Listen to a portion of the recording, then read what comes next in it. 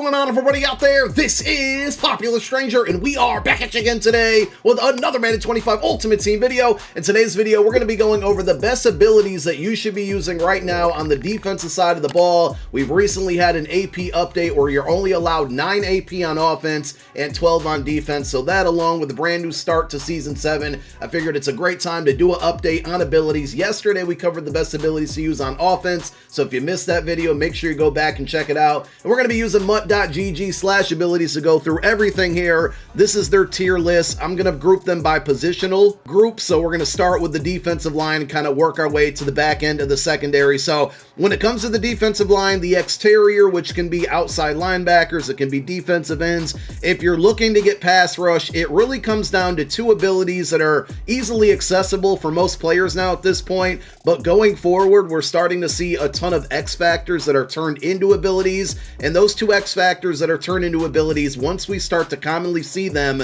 are going to be Unstoppable Force. And like I said, there's only a few players that have it. Super Bowl George Karlaftis, Super Bowl DeMarcus Ware, and then the AKA Icon Sack Sealer. But as you can see here, a very expensive price to pay when it comes to AP. The other one is going to be Colossus. We just had Ultimate Legend Marcus Stroud get this ability. Normally an X Factor treated as an ability for 3 AP from the Ultimate Legend content drop this past weekend. Von Miller from the Team of the Year program, LTD, both about 800K. And then you got the Micah Parsons from the Combine promo, which is over 2 million coins. So really, really good abilities that were X Factors, but very expensive and very limited as far as the players that can receive them. So outside of those two abilities, the stack that I usually go with to help me in pass rush is going to be Double or Nothing and Edge Threat. And again, as we see more cards at higher OVRs and discounted abilities, Edge Threat Elite's going to come into play. Now, on the flip side, we talked about abilities on offense yesterday. People are using Edge Protector. People are using Pass Protector, Run Protector, Secure Protector. Those offensive line abilities are going to neutralize the defensive line abilities. They're going to work sometimes. They're not going to work other times. But again, Double or Nothing, which there's a ton of players now, outside linebackers and defensive ends that are going to get this for 0 AP. So you got a bunch of different options there. And then Edge Threat on the other side. And if you can get both of those abilities together for 0 AP, I think like Ring of Honor Von Miller gets it, Dwight Freeney Ring of Honor card gets it. There's a lot of players that can get it for a 1 AP and the combination of the two abilities, including the free cards from Season 7 and James Harrison and Aiden Hutchinson. So if you can get those two abilities together, that's going to be ideal for pass rush. Because all of the abilities on the website are grouped by the way that Huddle.gg ranks them, I can't show them all on one screen, but some of the other things that you can put on your defensive ends to, stop the run or the pass, or a little bit of both. Some of my favorites out there are going to be things like No Outsiders. This is specifically if you're struggling against like outside zones, stretch plays, just overall outside runs. If you're just generally having trouble stopping the run, you can go with Run Stopper, and there's a lot of players that get this for 0 AP again. Team of the Year cards, Ring of Honor cards, All-Star Athlete cards. You're starting to see several 0 AP buckets where the really good abilities are still going to cost you 1 AP, but you have a bunch of options like No Outsiders and Run Stopper that you can add on. If they work for you, that's great. If they don't all the time, again, they're in buckets where there's just not the greatest of choices, so you might as well equip them. We will get to the interior of your defensive line in a moment, but just across the entire defense, the more secure tacklers and soon to be tackle supremes that you can get in the lineup are going to be great, because we're starting to see running backs get crazy abilities like Freight Train and Tank and things like that. So, secure tacklers and tackle supreme are going to help out with that. Again, there's a ton of players, offensive or defensive line, linebackers, secondary guys that are going to get secure tackler for 0 AP in those tier 2 and tier 3 buckets depending on the promo. So look for that to get equipped there. It's going to be very helpful in stopping the run and just the extra yards, and we'll start to see more players get it. There's a few out there now that get Tackle Supreme for 0 AP. There's a bunch of players that get it for 1 AP. Basically, Tackle Supreme is going to be Secure Tackler with a little mix of Unfakeable. It's just basically an upgraded version of Secure Tackler out there. That's why it's rare right now, but we'll start to see that become more frequent. And then you have an ability like Enforcer. Now, Enforcer is going to basically, get rid of broken tackles for the most part. So Enforcer is good as a standalone ability, but we also have Enforcer Supreme, and there are a ton of players that get that for 1 AP currently. Enforcer Supreme is basically Tackle Supreme plus Enforcer together. So if you see things like that, right, where you got Secure Tackler for 0, but Enforcer Supreme is 1, that's going to be the upgraded version. If you can fit that 1 AP in your 12 AP allowance on defense, these are things that you can go ahead and add in there. On the interior of your D-line, your defensive tackles specifically, inside stuff is still the way to go. Now, again, with all of the secure protectors on offense and people double teaming people who have inside stuff, it is a way to neutralize this ability, but the average player doesn't know that, and a lot of people still don't have secure protectors on their O-line. So for me, inside stuff, especially because I specifically run a lot of 3 down lineman sets on my defense, inside stuff on the defensive tackle is 100% necessary. And the good thing about this late in the year is that there's so many players that get it for 0 or 1 AP. If you do have a 4 down lineman set, you can have both of your defensive tackles with inside stuff, and it's not going to cost you too much AP. You can't double team 2 different players at the same time. Again, secure protector, pass protector will neutralize it a little bit there, but it just makes it a little bit more difficult, and you're going to be able to blow up those inside zones and those halfback dives and those runs up the middle with inside stuff.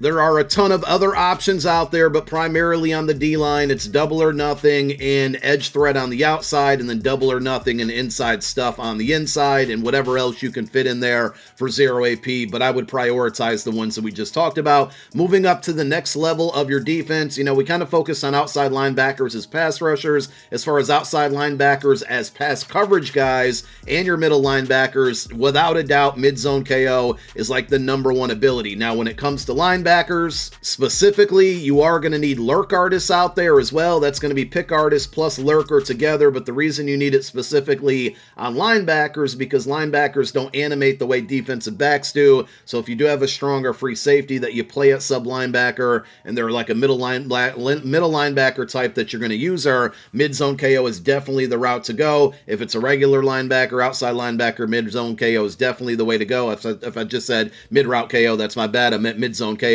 This is definitely a route to go, but again, if you have linebackers specifically, you're going to need to pair that with lurk artists. Otherwise, they're just not going to jump for the football the same way that a defensive back would. So there's a ton of players that get this for 0 AP.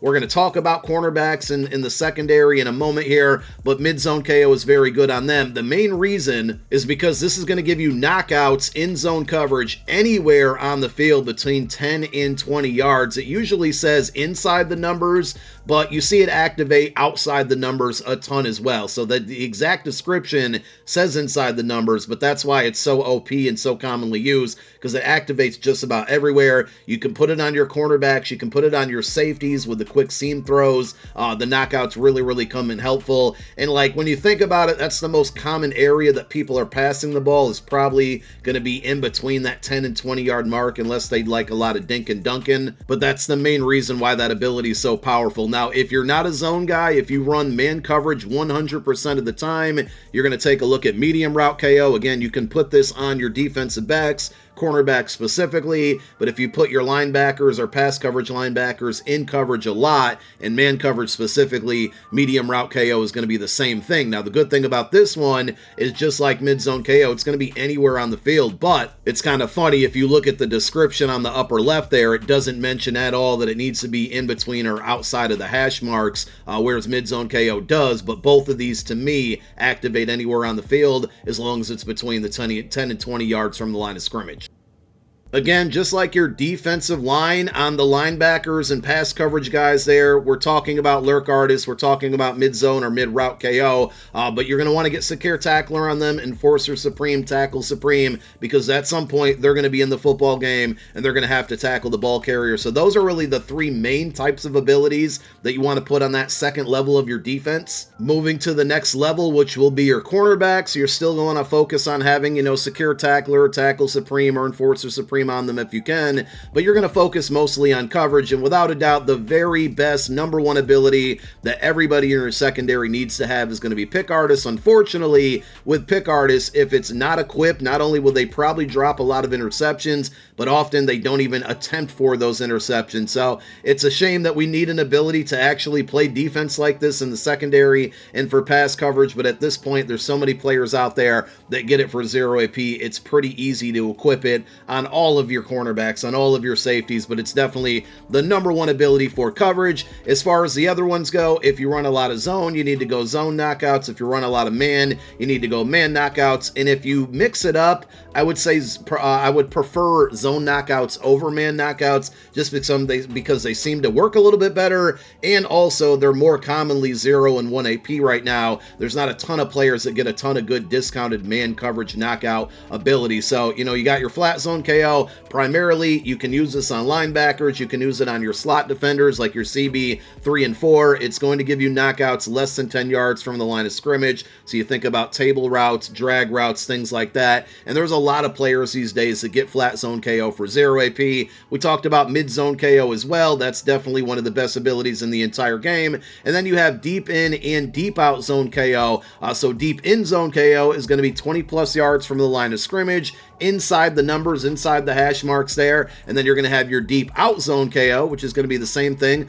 20 plus yards from the line of scrimmage. But this is going to be more so for outside the numbers, you know, along the sidelines. Now, the good news is there is actually a deep zone KO ability that covers both deep in and deep out together. As far as if there's a better one between deep in and deep out, primarily deep in is going to be good on your safeties to avoid seam streaks. It's going to be good on your middle linebacker or your linebackers in the middle of the field, and your CB 3 and 4 down the field. You still want to prioritize mid zone KO over those. And then deep out zone KO, again, is going to be better for like CB 1 and 2, the guys that play on the outside. You can apply it to your safeties as well. There's cards like Sean Taylor, who had 3 different discounted 0 AP buckets. He can get mid zone, deep in, and deep out all together for a total of 0 AP. So that's why he's a really good card, but also very expensive. And again, if you find players, and there's not a ton of them, but I think we'll see it a lot more commonly going forward, if you find players that get deep zone KO for 1 AP, the brand new Zion McCollum's going to get it from the new rank session this month. You got cards from the All-Star Athletes program like Jimmy Graham, Tony Gonzalez, Cooper DeJean, his Team of the Year card got it, and his Super Bowl card does as well. If you find cards that get this ability, this is going to be great because it's going to give you both in and out together, and if you get it for 1 or 0 AP, that's obviously a great discount. For man coverage schemes, we talked about mid route KO. It's going to be the same with short route KO here. Again, the thing that's different between zone and man coverage abilities is when you read the description, the man coverage abilities apply anywhere on the field as far as in and outside of the hash mark. So when you got short route KO, it's going to be anywhere from 0 to 10 yards. You're going to get knockouts when in man coverage. Mid route KO is going to be 10 to 20 yards, again, in and outside of the hash marks. And deep route KO is going to be the man version of deep zone KO, but there's no deep in and deep out route KO. There's just deep route KO. I know I'm just shouting a bunch of words right now, but just to make it simpler here, there's one deep coverage, man coverage knockout ability, and it's going to work in and outside of the hash marks here. As we see more players get this for 0 and 1 AP, if you're a man coverage guy, you're going to love this ability. There's just so many more players that get the zone knockout abilities discounted versus the man coverage knockout abilities discounted, but we got a couple months left in the season. I think you're going to see this one more frequently, and it's a really good ability for man coverage schemes. And when it comes to the very back end of your defense, your safeties that are playing up top in coverage, pretty similar to what we've already talked about. Deep zone KO, deep in or deep out zone KO, mid zone KO pick artists are going to be the primary ones if you're running a lot of man coverage, specifically with your safeties. You know, deep route KO, if you can get it for 1 AP, will be the move. Mid route KO, not bad, but typically if you're putting your safeties in that mid route situation too often, that means you have no help over the top. So if you're in a man coverage scheme specifically, that's just something that you got to be aware of, but it's pretty similar when you compare the cornerbacks to the safeties with the knockout abilities and the things that you can be using. And really that wraps it up. Like, there's a ton of other abilities out there, but a lot of them aren't extremely necessary. You know, you could rock with defensive rally on your D-line. It's supposed to give you like a little bit of a pass rush boost on your 3rd and 4th down plays, and it affects all of your defensive linemen. It doesn't stack, but as long as you have it on one player, it's supposed to impact the entire D-line. Again, these are abilities that aren't terrible. If they're 0 AP, you can equip them, but I wouldn't go out of my way to spend any ability points on them. And that's going to go over things like El Toro, Deflator, Avalanche is another one that's in there. It's not common at all, but Bottleneck will be a good one in the secondary if we start to see more players get it, who, if you run a lot of man coverage, you're basically going to be able to press the life out of the defenders there. So again, that's limited to a man coverage scheme specifically, but that is ability to throw out there. But just scrolling through the rest of the list, the ones that we already covered here are really the high priority abilities. There's other ones out there, like I said, that you might want to equip, but they're not 100% necessary. If there's any abilities that I left off in this video that you're using and you have a really good success rate with them, let me and everybody else know in the comments section which ones those are. Help everybody out there. And that's it. Those are the best abilities to be using on defense right now in MUT 25 for Season 7. Thank you guys for watching. My name is Popular Stranger. I'm out. Peace.